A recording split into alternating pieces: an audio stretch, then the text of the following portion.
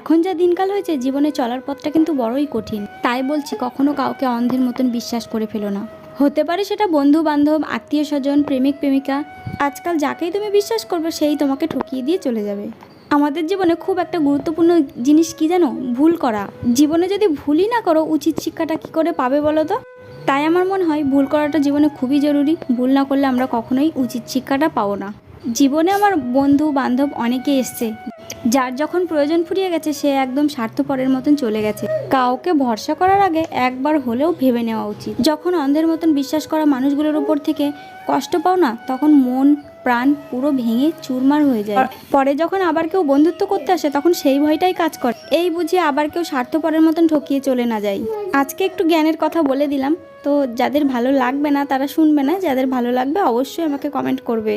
এই অসময়ে লাগালাম রক্তগাঁদা ফুলের চারা, জানি না বাঁচবে কিনা। অনেক দিন ধরে ভেবেছিলাম যে লাগাবো কিন্তু লাগানো আর হয়ে উঠছিল না। এই দেখো না, সন্ধ্যার আগ দিয়ে মনে পড়লো যে রক্তগাঁদা ফুলের চারাগুলো চলো লাগিয়ে দিই। এই দেখো না, পরের দিন সকালবেলায় বাসি কাজকর্মগুলো সারতে লেগে গেছি।